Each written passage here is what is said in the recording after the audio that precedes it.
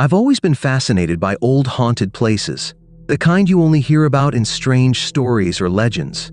But I never expected I'd find myself in one of those stories. I should have known better than to trust the beauty of a quaint online photo. I should have trusted my gut feeling. But instead, I found myself driving down a long, winding road to Ravenswood, a tiny town in the middle of nowhere, to stay at a hotel that would change my life. I booked my stay on a whim, desperate for a break from the usual routine. The pictures showed a charming, historic hotel nestled in the hills, surrounded by old oak trees and cobblestone pathways. It looked like something out of a fairy tale, and I could imagine myself curled up in one of its antique rooms, enjoying the peace and quiet. But when I arrived, it looked different. Darker somehow, like the shadows clung to it in a way that no amount of sunlight could chase away. The road was silent as I pulled into the gravel parking lot. There wasn't a single car in sight, and the silence was unsettling. I hesitated for a moment, wondering if I should just turn back, but the long drive had left me tired. I shrugged it off and made my way to the entrance, my bag clutched tightly in my hand. As I stepped inside, a bell chimed faintly above the door, and I took in the sight of the lobby. The room was empty except for an old-fashioned desk and a few dusty armchairs. Faded wallpaper lined the walls, and an antique chandelier hung from the ceiling, its light barely illuminating the dark corners of the room. Behind the desk stood an old man, thin and hunched, with a distant look in his eyes. He barely looked up when I approached the counter. "Hello," I said, forcing a smile. "I have a reservation. Name's Emily Hart." The man nodded slowly, his eyes flicking over me with a look I couldn't quite place. He didn't say anything as he reached for a heavy leather-bound book and began flipping through the pages. Finally, he found my name and handed me a key. "Room 213, he said, his voice low and rough. "Second floor at the end of the hall. Enjoy your stay." There was something about his tone that made me shiver, but I ignored it, chalking it up to my nerves. I thanked him and made my way to the staircase, my footsteps echoing in the empty lobby. As I climbed the stairs, a sense of unease settled over me. The walls seemed to close in, and the air grew colder with each step. I told myself it was just an old building, nothing more. But deep down, I felt a strange prickling at the back of my neck, as if someone were watching me. I glanced over my shoulder, but the staircase was empty. When I reached the second floor, I walked down a narrow hallway lined with worn carpet and faded wallpaper. The dim light cast long shadows that seemed to twist and writhe as I passed. Finally, I found my room, 213, and unlocked the door. The room was small but cozy, with a large four-poster bed draped in heavy velvet curtains, an antique dresser, and a small table by the window. Everything looked like it had been there for decades, untouched by time. I set my bag down and walked over to the window, pulling the curtain aside. The view was nothing more than the parking lot and the dark woods beyond, but it was oddly comforting to see something familiar. I let the curtain fall back and turned to face the room, noticing a small mirror on the wall opposite the bed. It was an old mirror, with a tarnished frame and a slightly warped surface. The glass was smudged, and I could barely make out my reflection in the dim light. Feeling tired, I decided to freshen up before bed. But as I unpacked my things, I couldn't shake the feeling that something was off. The air in the room felt heavy, almost suffocating, and the silence was unnerving. I brushed it off as nerves, reminding myself that it was just an old hotel with a bit of character. But that night, as I lay in bed, I found myself unable to sleep. The room was too quiet, and every creak and groan of the old building seemed magnified in the darkness. I tossed and turned, my mind racing, but eventually, exhaustion took over and I drifted off. I don't know what time it was when I woke up, but it was still dark outside. At first, I thought it was just a dream, but then I heard it, a soft whisper, so faint that I thought it was just my imagination. "Emily." My heart skipped a beat. I sat up, my eyes darting around the room. The whisper was gone, but the air felt thick, almost electric. I listened, holding my breath. But all I heard was the steady ticking of the old clock on the dresser. I lay back down, telling myself it was just a trick of my tired mind. But as soon as I closed my eyes, I heard it again, louder this time. I sat up again, my pulse racing. The voice was coming from somewhere close, but I couldn't tell where. It sounded almost familiar, but I couldn't place it. I glanced around the room, my eyes finally landing on the mirror. In the dim light, I could just make out my reflection, but something about it seemed wrong. The reflection was slightly off, like it was delayed or distorted. Suddenly, a chill ran down my spine, and I felt an overwhelming urge to look away, but something held me there. My eyes locked onto the mirror as if some unseen force was keeping me from looking away. As I stared, I thought I saw a shadowy figure standing behind me, just out of focus. I blinked, and the figure was gone. My heart pounded, and I tried to convince myself that it was just a trick of the light. But deep down, I knew something was wrong. The whisper came again, soft and chilling. "Emily." This time, I was certain it was real. The voice was coming from the hallway, just outside my door. I felt a surge of panic, but my curiosity got the better of me. I had to know what was happening. I slipped out of bed and tiptoed to the door, pressing my ear against it. The whisper was faint but constant, repeating my name over and over, like a broken record. I took a deep breath, my hand shaking as I reached for the doorknob. Slowly, I opened the door and peered into the hallway. The corridor was empty, dimly lit by a single flickering light at the far end. But as I stepped out, I noticed something strange. There was a door at the very end of the hall that I hadn't seen before. It was slightly ajar, and a faint, pale light spilled out from within. Compelled by a force I couldn't explain, I walked toward the door, my footsteps eerily silent on the worn carpet. As I approached, the whisper grew louder, more insistent. My heart pounded as I reached the door, my hand trembling as I pushed it open. The room inside was small and dark, with a single window that cast a thin sliver of moonlight across the floor. In the center of the room stood a tall, old-fashioned mirror, just like the one in my room. But this mirror was different. Its surface was smooth and polished, and it seemed to glow with a faint, unnatural light. I stepped inside, unable to tear my eyes away from the mirror. My reflection stared back at me, but there was something wrong. The reflection was slightly off, like it was delayed or distorted. And then, slowly, the image in the mirror began to change. The figure in the mirror was no longer me. It was a woman, tall and thin, with pale skin and dark, hollow eyes. Her hair was long and black, tangled and wild, and her mouth was twisted into a sinister smile. She raised her hand, and I watched in horror as her fingers pressed against the glass from the other side. I stumbled back, my heart racing as the woman in the mirror leaned closer. Her eyes locked onto mine. She whispered my name, her voice soft and chilling. "Emily." I tried to scream, but no sound came out. The door slammed shut behind me, and I was trapped in the room with the mirror. The woman's smile widened, and she reached out, her hand passing through the glass as if it were water. Her fingers were cold as they wrapped around my wrist, pulling me closer. I fought against her grip, but she was too strong. She pulled me toward the mirror, her dark eyes gleaming with a strange, twisted delight. I felt myself slipping, my vision blurring as I was pulled deeper and deeper into the darkness. Just as I was about to be consumed by the mirror, I heard a loud crash. The door burst open, and I was yanked back into the hallway. I stumbled, gasping for breath, as the old man from the front desk stood before me, his face pale and terrified. "Get out," he whispered, his voice shaking. "Leave this place and never come back." I didn't need to be told twice. I bolted down the hallway, down the stairs, and out into the cold night air. I didn't look back as I ran to my car, my heart pounding as I sped away from that cursed hotel. I never went back to Ravenswood, but sometimes, late at night, I still hear her voice, whispering my name from the shadows.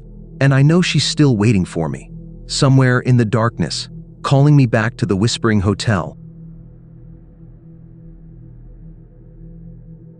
I've never been one to believe in ghosts or anything supernatural, but what happened to me that night at the gas station changed everything. I know it sounds crazy, but I swear I didn't imagine it. The terror I felt was real, and the things I saw still haunt me. It all started on a quiet Friday night. I had just moved into town and needed a job. The only place hiring was this small, run-down gas station on the edge of town. It wasn't much, a few old pumps, a tiny store, and a flickering neon sign that barely worked. But they offered me the night shift, and I took it. It seemed like a simple job, just refuel cars and keep the place open overnight. No big deal. That first night was normal, or so I thought. I'd only been there for a couple of hours when I noticed something strange. A car pulled into the station. One of those dark, expensive models with tinted windows. It came to a stop at the pump, and the engine was running, but the driver didn't get out. At first, I figured they were just taking their time, maybe on the phone or something. But after a few minutes, I began to feel uncomfortable.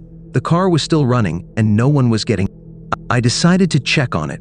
maybe to offer some help if they needed it. As soon as I stepped outside, I felt a chill in the air. It was a warm night, so this sudden drop in temperature didn't make sense. The car's headlights were on, casting an eerie glow on the pavement, but there was no sign of the driver. I walked up to the car slowly, thinking I might have just missed them stepping out or walking around to the other side.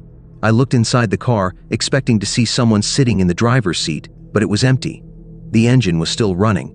My heart started to beat faster. I glanced around, trying to make sense of what was happening. No one was around. The station was completely still, not even a hint of wind. That's when I started to feel it, the unsettling feeling of being watched. I turned back to the gas station almost in a panic and hurried inside, locking the door behind me. I tried to calm myself down, telling myself it was nothing, just a fluke. Maybe they went inside the store or were just waiting for someone. I decided to get back to my station behind the counter. But as I sat down, I couldn't shake the feeling that something was wrong. Something wasn't right about that car. Minutes passed, and then it happened. The lights inside the station flickered. The buzzing sound of the neon sign grew louder and then died completely, leaving the station in complete darkness for a split second. When the lights came back on, I froze. There, by the car, I saw them. Figures. Dark, shadowy shapes standing just beyond the pump. They weren't moving, just standing there, like they were waiting for something. I couldn't make out their faces, but there was something so wrong about them. I could feel their presence, even from inside the station. And then, just as quickly as they appeared, they vanished. I should have called the police right then, but I didn't. I thought I was just imagining things. Maybe the stress of the job was getting to me. I was about to reach for the phone when I heard a loud thud. The door to the station slammed open. I jumped, my heart leaping into my throat. I turned to see who had entered, but there was no one there.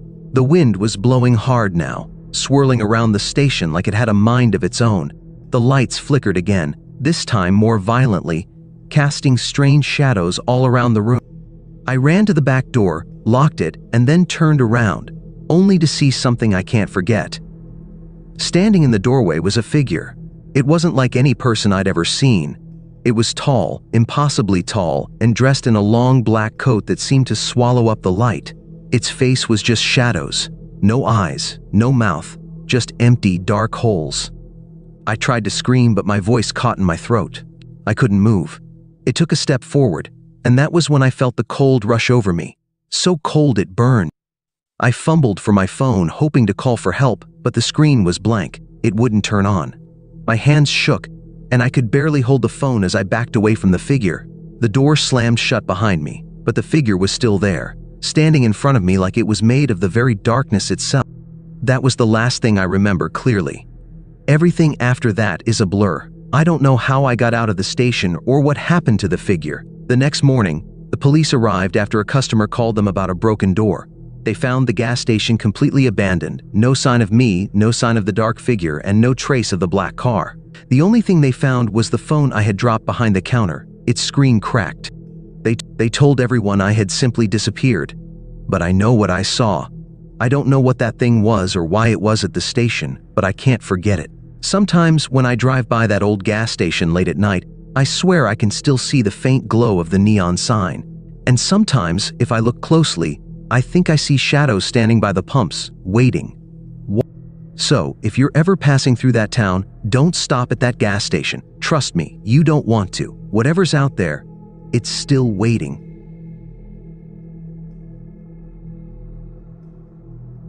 It was a warm summer evening when my best friend Alex and I decided to go on a spontaneous road trip. The idea came out of nowhere.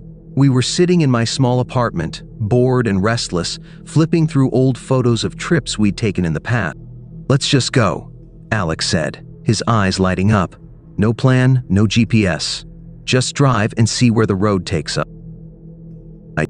We packed quickly, snacks, a couple of changes of clothes, flashlights, and a map, just in case. By the time we hit the road, the sun was setting, painting the sky with streaks of orange and pink. We drove aimlessly, laughing at old jokes, singing along to the radio, and enjoying the freedom of the open road. After a few hours, the landscape changed. The houses disappeared, replaced by endless fields and thick clusters of trees. The road narrowed, twisting and turning as it wound through the countryside. This is the kind of road where weird things happen in movies, I joked. Alex grinned. Weird things make the best. As night fell, a heavy fog rolled in. It was sudden and thick, blanketing the road and making it hard to see more than a few feet ahead. The headlights of my car barely pierced the dense mist. "Do you think we should turn back?" I asked, gripping the steering wheel tightly. "Nah," Alex said, leaning forward to peer through the windshield. "It's probably just a low patch. We'll be out of it." But the fog didn't lift. Instead, it seemed to grow denser, swallowing the road entirely. I slowed the car to a crawl, my heart pounding. The air inside the car felt colder, and an eerie silence settled over us. Even the radio had started to crackle with static. Then we saw it, a sign by the side of the road, half hidden by the fog. "Welcome to Black Hollow Road," Alex read aloud. "I don't remember seeing this on the map," I said, my voice shaking slightly. "Maybe it's one of those old back roads," Alex said with a shrug. "Let's keep going. It might lead somewhere cool." Reluctantly, I agreed. The road was narrow and lined with towering trees that seemed to close in around us. Their gnarled branches reached out like skeletal fingers, scraping against the car as we passed. The further we went, the stranger things became. The road seemed to stretch on forever, with no signs of towns, houses, or even other cars. And then there was the noise, a faint, low humming that seemed to come from nowhere and everywhere at once. "Do you hear that?" I asked, glancing at Alex. "Yeah," he said, his face pale. "It's probably just the wind or something." But it didn't sound like the wind. It sounded alive, almost like a voice, but too distorted to understand. As we drove, the humming grew louder. My hands were sweating on the steering wheel, and Alex was fidgeting nervously. Then, out of nowhere, we saw a figure standing in the middle of the road. I slammed on the brakes, and the car skidded to a stop, just inches away from the person. It was a woman, dressed in a long, tattered dress that looked like it belonged to another century. Her hair was wild and tangled, and her face was pale, almost glowing in the dim light. She didn't move, didn't flinch, even as the car came to a screeching halt in front. "What the?" Alex started, but I cut him off. "Don't get out of the car," I whispered, my voice trembling. The woman's head turned slowly, her hollow eyes locking onto mine through the windshield. My blood ran cold. She raised one hand and pointed down the road, her movements slow and deliberate. "Drive," Alex hissed. "Just drive." I didn't need to be told twice. I hit the gas, swerving around the woman and speeding down the road. The humming sound was deafening now, and the fog seemed to swirl around us, growing darker and thicker.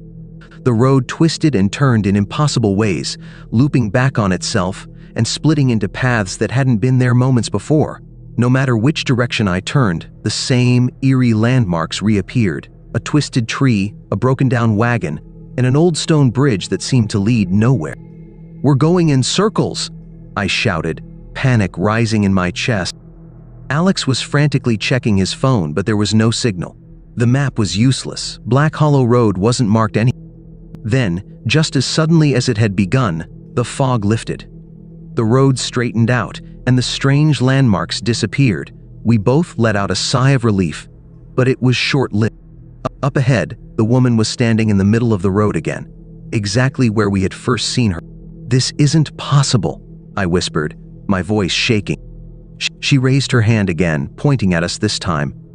Her mouth opened, and a horrible, guttural scream tore through the silence.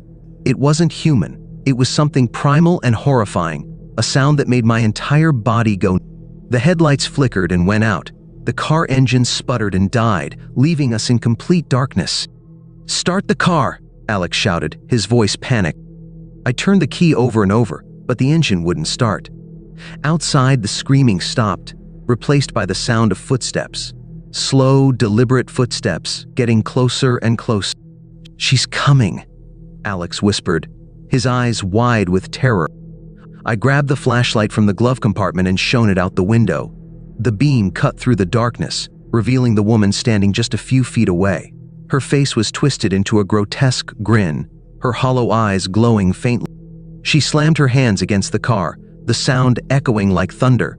The windows cracked, spiderweb fractures spreading across the glass. "Run!" Alex shouted, throwing open. We bolted from the car, running blindly into the dark forest that lined the road. The branches scratched at our faces and clothes as we stumbled through the trees, the sound of the woman's laughter following. Eventually, we collapsed in a clearing, gasping for breath. The forest was silent again, but the feeling of being watched lingered. "Where are we?" Alex asked, his voice trembling. "I don't know," I admitted, looking around. In the distance, we saw a faint light. Desperate for help, we stumbled toward it, our legs aching with exhaustion. But as we got closer, my heart sank. It wasn't help. It was our car, sitting in the middle of the road, its headlights shining eerily in the fog. And standing beside it was the woman, waiting for us. Alex grabbed my arm, pulling me back into the forest. "No," he whispered harshly. "We can't go near." I didn't argue. My legs were shaking and my mind was screaming at me to run. We turned and stumbled deeper into the trees, trying to put as much distance as possible between us and the eerie figure. The branches clawed at us, and the ground was uneven, but fear kept us moving. After what felt like hours, we stopped to catch our breath. The woods were silent except for the pounding of our hearts. "We can't stay here," I whispered. My voice sounded foreign, trembling and weak. Alex nodded, his face pale in the faint moonlight that filtered through the canopy. "But where do we go? It's like she's every..." I didn't have an answer. The forest felt endless, the trees stretching up like prison bars. The air was cold and damp, and every shadow seemed to move when I wasn't looking. Then we heard it again, the humming. It started softly, a low vibration that seemed to come from the ground itself. It grew louder, surrounding us, until it felt like the trees were singing. The sound was disorienting, and I felt a wave of nausea wash over. "She's coming," Alex said, his voice barely audible. I grabbed his hand, and we started running again. The forest seemed to twist and shift around us, the trees leaning in closer as if trying to trap us. The ground grew soft and uneven, and more than once I stumbled, scraping my hands on jagged rocks and roots. Finally, we broke through the tree line and found ourselves on the road again. It stretched out in both directions, shrouded in "This can't be happening," I muttered, clutching my sides as I tried to catch my... Alex looked around, his face pale. "It's like we're stuck." The humming grew louder, and a cold wind swept through the air. I turned to Alex, panic rising in my chest. "We need to choose a direction and keep going. We can't..."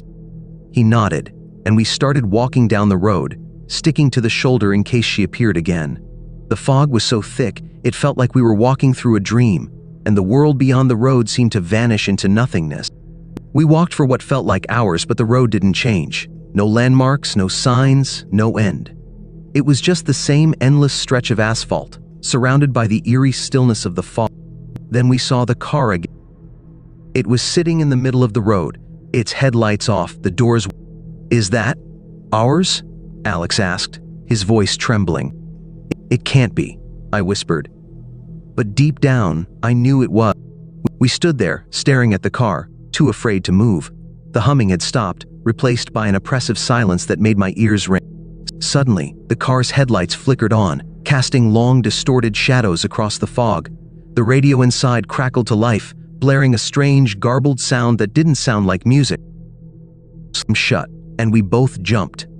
Slowly, the car began to roll forward, as if being pushed by an invisible force. "We need to go," Alex said, grabbing my arm. We turned and ran back into the forest, but it was different this time. The trees were closer together, their twisted branches forming a canopy that blocked out the moonlight. The air was thick and heavy, and every breath felt like it was being pulled from my lungs. Behind us, the car's engine roared to life. I didn't dare look back, but I could hear it, getting closer and closer. "Faster!" Alex shouted, pulling me along. Shifted, turning soft and muddy. My feet sank with every step, slowing me down. The roar of the engine grew deafening, and I felt a cold dread settle over me. Just as the headlights lit up the trees around us, Alex grabbed my arm and yanked me to the side. We tumbled down a steep embankment, landing in a shallow creek. The cold water soaked through my clothes, but I didn't care. I scrambled to my feet, pulling Alex up with me. The car didn't follow. Its engine roared above us, but it didn't leave the road. We ran along the creek, slipping on the wet rocks, until we were too exhausted to move. Collapsing on the bank, we gasped for air, the icy water numbing our lips. What is this place?" Alex whispered, his voice shaking. "I don't know," I said, fighting back tears. "But it's not normal. We need to find a way." The humming started again, faint but persistent. It seemed to come from the water this time, vibrating through the rocks beneath us. "No," Alex said, scrambling to his feet. "No, no." I looked up and saw it, a figure standing in the creek, about 20 feet away. It wasn't the woman this time. It was something else, something taller and darker, with long, spindly limbs that didn't seem to move naturally. Its head tilted to one side, and I saw two glowing eyes staring. Alex grabbed my hand, and we ran again, tearing through the forest as fast as our legs could carry us. I didn't know where we were going. I just knew we couldn't stop. Finally, we broke through the trees and found ourselves on the road again. The fog was gone, and the sky was beginning to lighten with the first hints of... "We're out," I said, barely believing. Alex didn't respond. He was staring down the road, his face pale. I turned to look and felt my heart drop. The sign was there again, "Welcome to Black Hollow Road." The humming grew louder, and I realized with a sinking feeling that we hadn't escaped. We were still trapped, and this time, I wasn't sure we'd ever get out.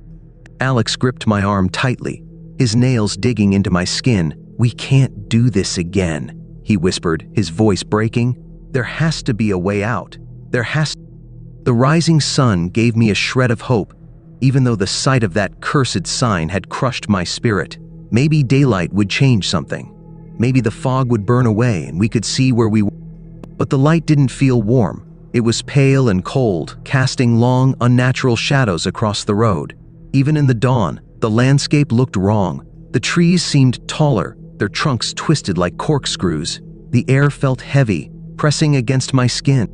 "We can't stay here," I said, my voice steadier than I felt. Alex nodded, but his face was blank, his eyes hollow. He looked like he was barely holding on. I grabbed his hand, forcing him to focus. "We'll keep moving," I said firmly. "We'll find a..."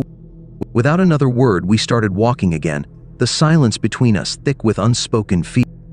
We walked for hours, but the road never changed. There were no towns, no other cars, no signs of life, just the endless stretch of black asphalt and the towering trees that lined. And then we heard it, the car engine. It started as a low growl in the distance, growing louder and closer with each passing second. My stomach twisted into knots as I turned to Alex. "Run," I whispered. We took off down the road, our footsteps echoing in the stillness. The growl of the engine was relentless, closing in no matter how fast we ran. I risked a glance over my shoulder and felt my heart drop. The car was... It wasn't driving, it was gliding, its tires barely touching the road. The headlights blazed like twin suns, and the figure of the woman was inside, sitting behind the wheel. She wasn't driving, she was just staring straight ahead, her hollow eyes fixed on us. "Into the trees," Alex shouted, veering off the road. We dove into the forest, crashing through the underbrush as the car's engine roared behind us. It didn't follow us into the woods, but the humming started again, louder than ever. This time, it was accompanied by whispers. They came from everywhere, soft and insistent, like a dozen voices speaking at once. I couldn't make out the words, but the tone was clear, mocking, taunting, pulling at the edges of my... Alex stumbled ahead of me, his breathing ragged. "They're in my head," he gasped. I can't. "Keep going," I shouted, grabbing his arm and pulling him forward. The whispers grew louder, their words becoming clearer. "You'll never leave. This is where you..." We ran until we couldn't anymore, collapsing in a small clearing surrounded by the gnarled trees. I doubled over, gasping for air, my chest burning with each breath. Alex sank to his knees, his face buried in his hand. "I can't do this," he whispered. "I can't keep..." We don't have a choice," I said, though I felt just as... The forest was quiet now, but it didn't feel safe. I could feel eyes on us, watching from the shadow. Then, the ground beneath us began to shake. At first, it was subtle, a low vibration that could have been imagined, but it quickly grew stronger until the earth was trembling violently. The trees swayed and creaked, their branches cracking like bone. "What now?" Alex shouted, struggling to stay on his feet. Before I could answer, the ground split open with a deafening crack, and a black void yawned beneath us. "Run!" I screamed, grabbing Alex's arm. We scrambled away from the widening chasm, the ground crumbling beneath our feet. The void wasn't empty. It was filled with writhing shadows, shapes that looked almost human but not quite. Their distorted faces stretched and twisted, their mouths open in silent screams. One of the shadows reached out, its long, spindly arm clawing at the edge of the pit. It dragged itself up, pulling its twisted form onto solid ground. Alex froze, his eyes wide with terror. What? What are I don't know, I yelled, yanking him forward. Emerged, their grotesque forms crawling out of the void. They moved unnaturally, jerking and twisting like puppets on invisible strings. We ran again, the clearing disappearing behind us as we plunged deeper into the forest. The shadows followed, their movements eerily silent despite their terrifying speed. Eventually, we stumbled upon an old house hidden deep in the woods. It was dilapidated, its windows shattered and its walls covered in ivy. It looked abandoned, but it was our only option. I shouted, pushing Alex toward the door. We burst into the house, slamming the door behind us. The interior was dark and cold, filled with the smell of damp wood and decay. Dust hung in the air, and the floorboards creaked under our weight. Alex collapsed against the wall, his chest heaving. "What now?" he asked, his voice barely above a whisper. Before I could answer, the whispers started again. They were coming from inside the house. We spun around, our eyes darting to every shadowed corner. The whispers grew louder, echoing off the walls, until they became a single voice, low and gut. Welcome.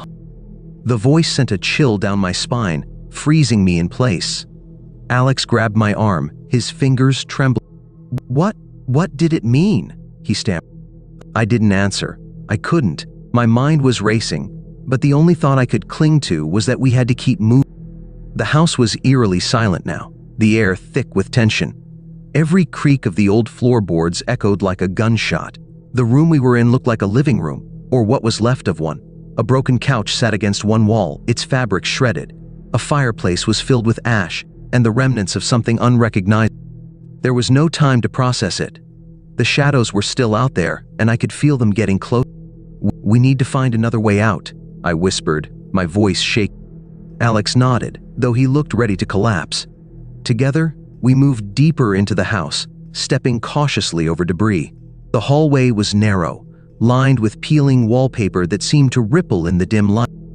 The whispers started again, faint and distant, like they were coming from somewhere deep within the house. Don't listen to them, I said, though I wasn't sure if I was trying to convince Alex or myself. The hallway led us to a staircase that spiraled down into darkness. I hesitated, staring at the pitch-black void below. Do we go down? Alex asked, his voice barely audible. I didn't want to. Every instinct told me to stay away, but the shadows outside made the decision for us.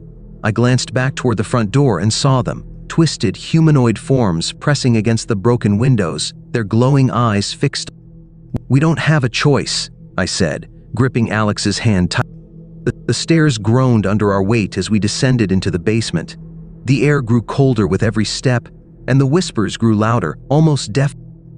At the bottom of the stairs, we found ourselves in a large, open room. It was dimly lit by a single, flickering bulb hanging from the ceiling. The walls were made of crumbling stone, and the floor was covered in a thin layer. In the center of the room was a wooden table, and on it sat something that made my stomach turn, a map. Alex moved closer, his hands shaking as he picked it up. It's the road, he said, his voice trembled. I stepped closer, looking over his shoulder. The map was old and faded, but it clearly showed Black Hollow Road. It twisted and turned endlessly, with no start and no end. Surrounding it were strange symbols, circles, crosses, and jagged lines that looked like they had been burned into the paper. Road, Alex said, his voice barely a whisper.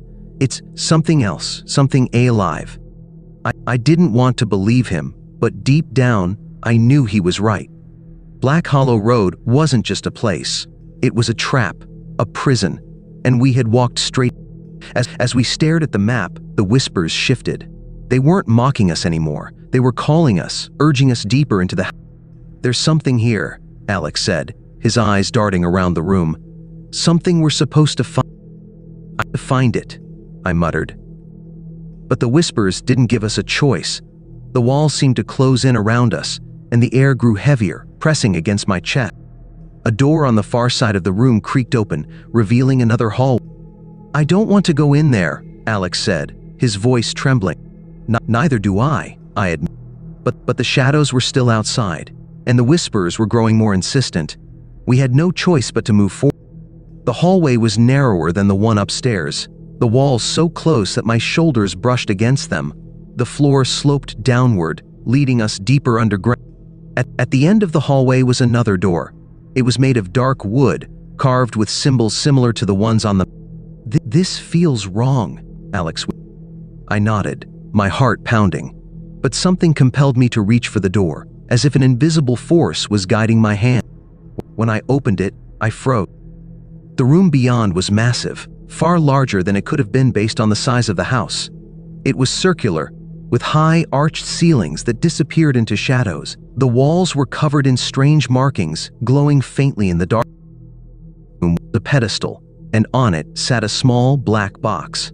I stood there frozen, staring at the sign, "Welcome to Black Hollow Road." My heart pounded in my chest as if it was trying to escape. The road stretched ahead of me, endless and silent. The fog clung to the ground like a thick blanket, and the trees loomed on either side, their twisted branches clawing at the air.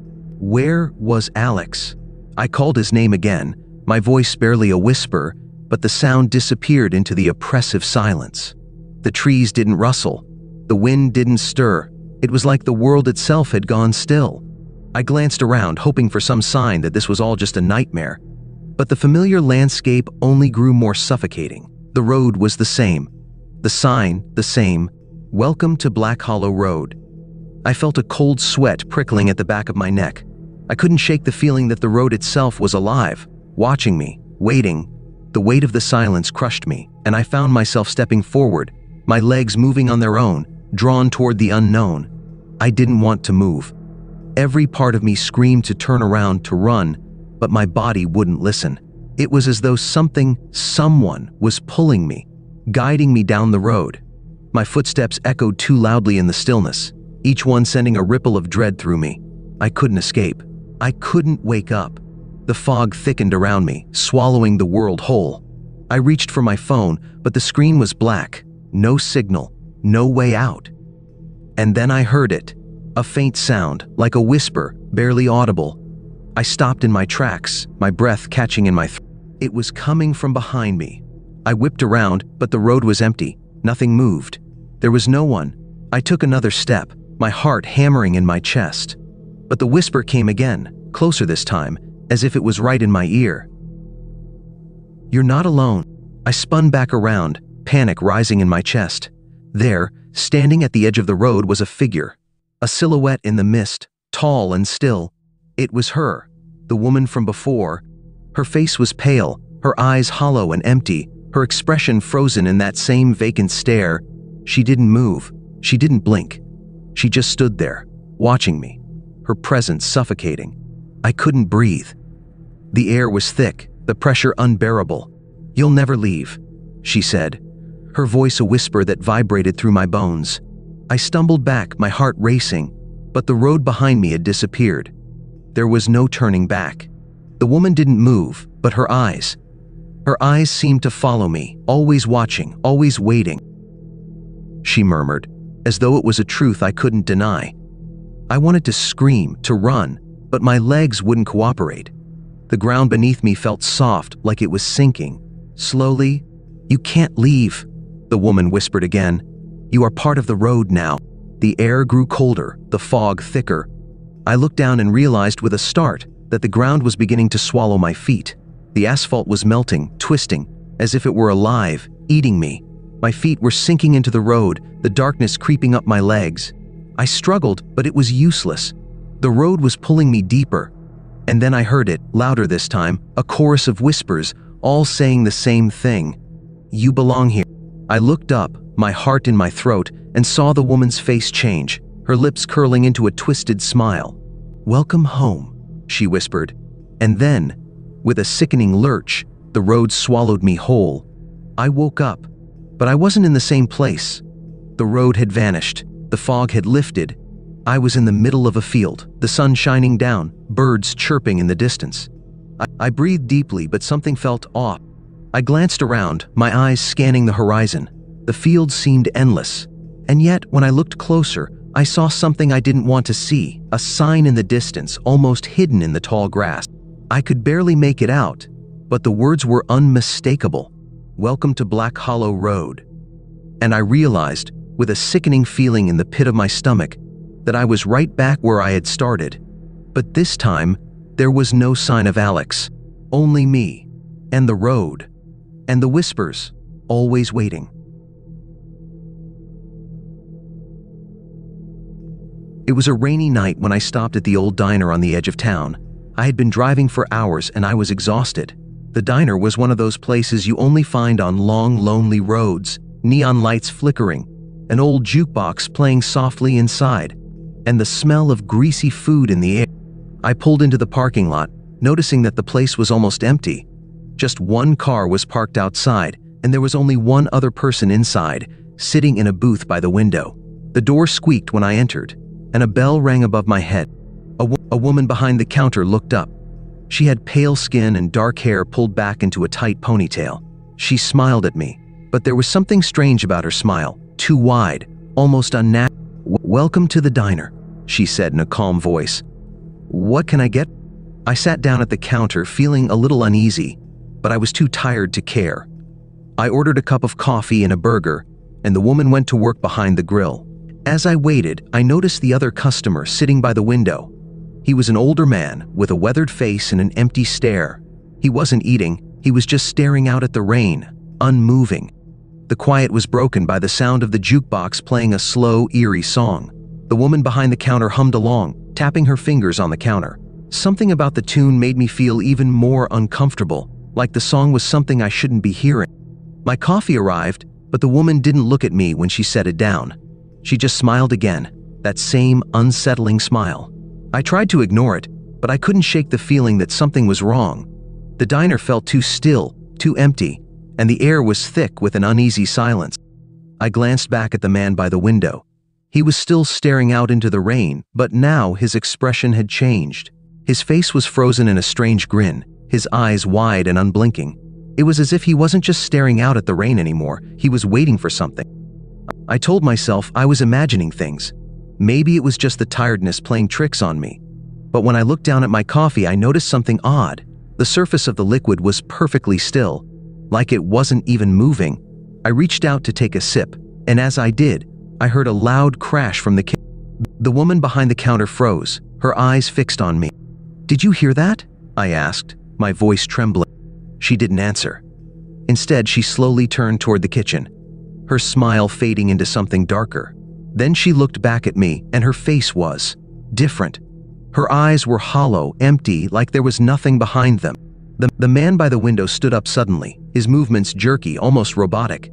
He walked toward the door, and as he passed me, I saw that his teeth were sharp, like animal teeth, jagged and yellow. The door slammed open, and he stepped out into the rain, disappearing into the darkness. I felt a cold shiver run down my spine. Without thinking, I grabbed my things and tried to leave. But when I stood up, the woman blocked the door, her hands stretched out in front of her. "You're not going anywhere," she whispered. "Not until he—" I backed away, my heart pounding in my chest. I looked around, but there was no one else.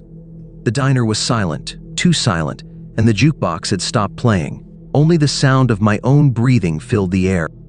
Suddenly, the lights flickered, and the temperature in the room dropped. The door slammed shut, locking on its own. The woman's smile returned, but now it was no longer friendly. Her eyes glowed in the dim light, and I could see the shadows behind her moving, shapes that shouldn't have been. The man was back. He stood by the door, his grin even wider than before, his eyes dark pits in his face. He wasn't alone. Behind him were more figures, emerging from the shadows, their eyes glowing just like his. "You're ours now," the woman said, her voice low and cold. I screamed, but it was too late. They were already closing in on me, their smiles growing larger, their shadows swallowing everything around us. When the police arrived the next morning, they found the diner empty. No sign of anyone inside.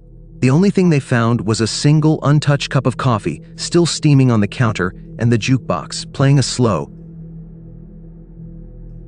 When I decided to drive home after a long day at work, I was taking the back roads to avoid the heavy traffic, just trying to get some peace and quiet. The sky was dark, and the road stretched out in front of me, empty and silent. As I drove, I saw a figure on the side of the road. At first, I thought it was just a shadow, but as I got closer, I realized it was a man, standing there with his thumb out, asking for a ride. I wasn't sure what to do. It wasn't a busy road, and it was getting late. But something about his posture, the way he stood there in the rain, made me feel like he needed help. I decided to stop. He opened the door as soon as I slowed down. He was tall, wearing a dark coat, and had a rough look about him. His face was hidden under a hood, and he didn't say anything at first. I told him I was headed in the same direction and asked if he wanted a ride. He nodded and climbed in, closing the door quietly behind him. The air in the car grew colder. I tried to make small talk, asking where he was headed, but he didn't respond.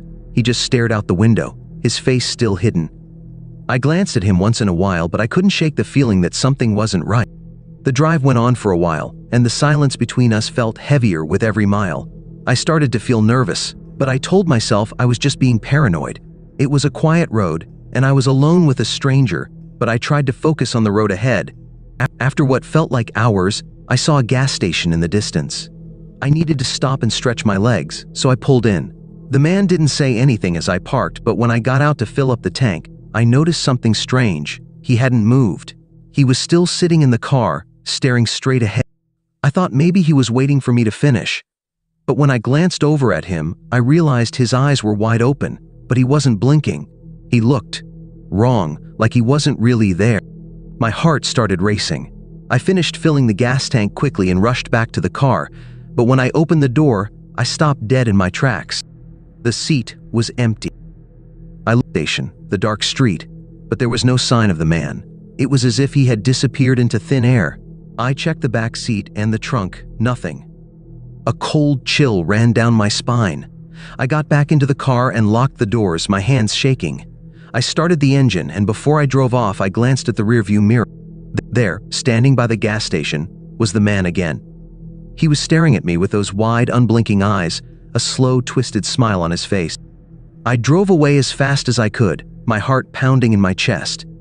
I didn't look back until I was miles down the road. When I finally did, the road behind me was empty. No gas station, no man, just the empty, silent road. I never stopped for a hitchhiker again.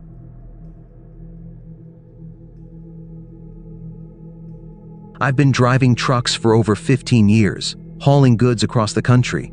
I've seen my share of long, lonely highways, especially late at night, but nothing ever prepared me for the night I had that changed everything. It was around 2 a.m. and I was on a dark stretch of highway. The road was empty and I was about halfway through my route. The truck was running smoothly and I was listening to the radio to keep myself awake. The only sound was the hum of the engine and the occasional pop of a tire hitting a small bump in the road. I had just passed a small town when I saw headlights in my rearview mirror. I thought nothing of it at first, just another trucker on the road. But the headlights were getting closer, too close, too fast. I checked the speedometer. I was already doing 70 miles per hour. I thought maybe the other trucker was speeding, trying to pass me, but then I noticed something strange. The headlights didn't come up beside me. They stayed right behind my truck, never passing. I glanced in the mirror again. The truck behind me was so close now, I could barely see the road ahead. It was like the other driver was tailgating me, but there was no way for him to pass. I tried to shake it off, but my nerves started to fray. Suddenly, the lights blinked. I thought the trucker was flashing his high beams at me, but then the lights went out completely, and the road ahead was pitch black. I slammed on the brakes, but there was no sign of the other truck. It was like he had disappeared. I pulled over to the side of the road, my heart pounding. I sat there for a few moments, trying to calm down. I told myself it was just my imagination, or maybe a trick of the headlights. But when I looked around, I saw something that made my blood run cold. There, standing in the middle of the road, was a figure. A man, dressed in a faded red jacket. He was tall, too tall, and his face was hidden in shadow. I couldn't see his eyes, but I felt them on me, cold and empty. I started my truck and drove away as fast as I could, not looking back. but as I picked up speed, I noticed something that made my stomach drop. The figure was still standing in the road, staring at me as I drove by. His body didn't move, but I could feel his gaze on me, even as I sped away. I didn't stop again until I reached the next town, my hands still shaking. I parked my truck, locked the doors, and checked the load.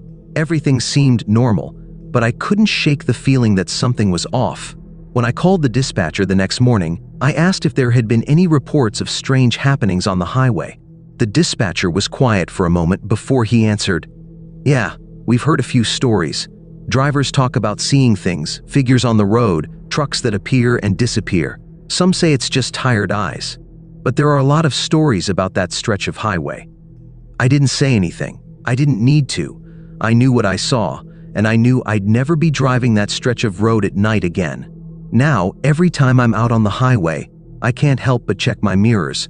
Sometimes, just for a second, I think I see headlights coming up fast behind me. But when I look again, there's nothing there. And sometimes, I swear I see a figure standing in the road, waiting.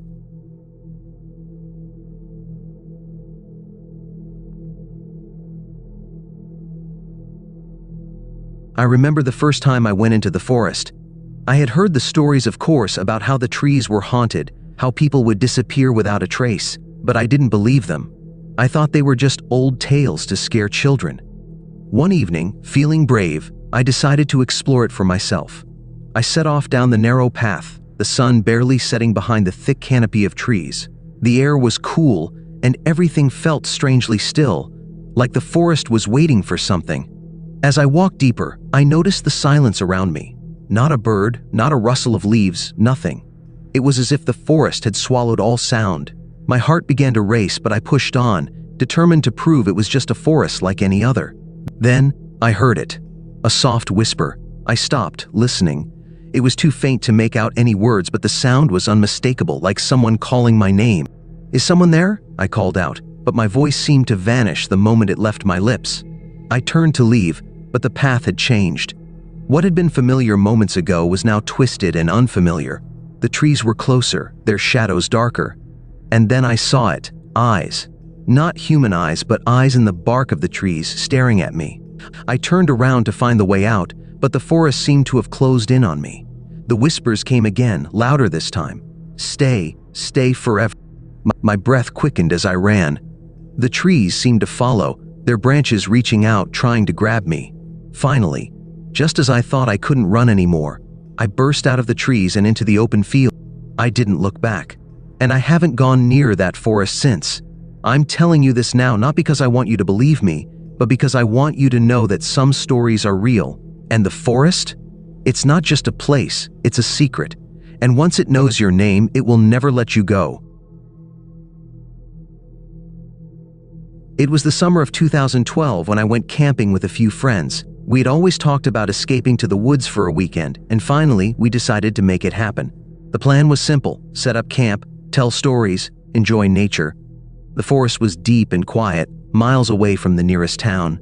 It felt like the perfect spot to unwind. We arrived at the campsite in the late afternoon. The air was fresh, and the sound of birds filled the air. We set up our tents, made a fire, and sat around it, chatting. As the sun dipped below the trees, we started to hear the usual night sounds, the chirp of crickets, the rustle of leaves in the breeze. One of my friends, Tom, suggested we play a game. It was dark by now, and our campfire was the only light. We decided to go on a little night hike. Nothing serious, just a walk around the perimeter of the camp to see the stars and stretch our legs. We were all laughing, joking around, until we realized Tom wasn't with us. I stopped, turned around. "Where's Tom?" I asked, feeling a sudden chill. We looked around, calling his name. It was strange because Tom had been right behind us. We hadn't heard him leave. We searched for what felt like hours, calling out into the darkness, but there was no sign of him. The further we went from camp, the more lost we felt. I felt something uneasy in my stomach. The woods were silent now, no crickets, no wind. Eventually, we heard something. It sounded like footsteps, faint at first, and then louder, moving toward us. My heart raced. "Tom," I shouted, but the footsteps stopped. I strained my ears, waiting for an answer, but there was nothing. Just then, we saw a figure in the distance. It was Tom, at least, it looked like him. He was standing still, staring at us, his back turned. "Tom?" I called again. There was no response. We moved closer, but as we approached, the figure seemed to fade into the darkness like a shadow swallowed by the night. I don't remember how we made it back to the camp, but we eventually did. We were out of breath, scared, but Tom wasn't there. We spent the rest of the night waiting, hoping he'd return, but he never did. We went to the authorities the next day. They searched the woods, but they found nothing. No sign of Tom, no footprints, not even a trace. It was like he had just vanished. And to this day, every time I go camping, I can't help but wonder if it was really Tom we saw that night. Was it him? Or something else pretending to be him? I don't go camping anymore. The woods, for me, hold too many secrets. Secrets I'll never understand. It was supposed to be a fun sleepover. Just me, my best friend Emily, and her little brother Jake. We stayed up late watching movies, eating pizza and telling jokes. Emily's house was big, and she had an extra room for sleepovers, a cozy space with soft blankets and fairy lights hanging on the walls. It felt safe, like nothing could go wrong. But then, things started to feel off. Around midnight, after we turned off the lights, Emily went to sleep quickly, but I couldn't. I kept hearing strange noises, faint scratching sounds, like something was moving in the walls. I told myself it was just the house settling, but then I heard something else, a soft whispering, so quiet it was barely there. I sat up in bed, straining my ears to listen. It was coming from the corner of the room, near the closet. The whispering grew louder, almost like a voice. No, voices. Help. Help. Let me out. I was frozen with fear. I tried to wake Emily, but she was asleep, her face peaceful. I didn't want to look, but I had to. Slowly, I turned my head toward the closet. The door was slightly ajar. The whispering stopped. For a moment, everything was still, except for the thumping of my own heart. I didn't know what to do, but I couldn't ignore it anymore. Slowly, I stood up and walked toward the closet. The air in the room grew cold. I reached for the door, and just before I could pull it open, I heard Jake's voice from behind me, sounding scared. Don't open it. I spun around, but Jake was standing in the hallway, his eyes wide with fear. It's not safe, he whispered. I've seen it before. There's something in there. My blood ran cold. Jake never acted like this. He was always so brave. Before I could say anything, Emily suddenly woke up, rubbing her eyes. What's going on? She asked, looking at the two of us in confusion. I didn't know what to say. We all stood there for a moment, too scared to move. Then, without a sound, the closet door creaked open by itself. A cold gust of wind blew out the fairy lights. The room went dark. I don't remember what happened next. All I know is, when we woke up the next morning, the closet door was shut tight. The lights were back on, and there was no sign of what had happened. But Jake never slept in that room again. And I never went to another sleepover at Emily's house. Some things, once you see them, you can't forget.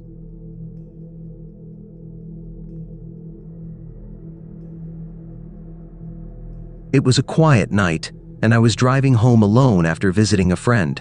The highway stretched for miles, surrounded by nothing but darkness and the occasional shadow of trees. The only sound was the hum of my car engine and the faint whistle of the wind outside. I had been driving for about an hour when I saw something in the distance, a figure standing by the side of the road. As my headlights illuminated the figure, I realized it was a man. He was wearing a long coat, and his head was lowered, so I couldn't see his face. I slowed down, unsure if I should stop. It was late, and the middle of nowhere wasn't the safest place to pick up a hitchhiker. But something about the way he stood, still and silent, sent a shiver down my spine. I decided to keep driving. As I passed him, I glanced in my rearview mirror. He hadn't moved. He just stood there, staring after my car. I pressed my foot harder on the gas, trying to shake off the uneasy feeling. But a few miles down the road, I saw him again. This time, he was closer to the road, his hand outstretched, as if trying to stop me. My heart pounded. There was no way he could have gotten ahead of me. I hadn't seen another car, and the highway had no shortcuts. I sped past him, not daring to look in the mirror again. My hands were shaking as I gripped the wheel. Then, just as I thought I was in the clear, my car's engine sputtered. The headlights flickered, and the car slowed to a stop. I was stranded, in the dark, with no one around. And then I saw him, standing just ahead of my car, right in the beam of the dying headlights. He wasn't hitchhiking anymore. He was just staring at me, his face still hidden in shadow. I locked the doors and fumbled for my phone, but there was no signal. When I looked up again, he was gone. The car engine roared back to life suddenly. The headlights flickered back on, and I didn't waste a second. I floored the gas and didn't stop until I reached the nearest town. I never figured out who or what he was. But now, every time I drive that road at night, I can't help but check the mirrors, half expecting to see him standing there again, waiting.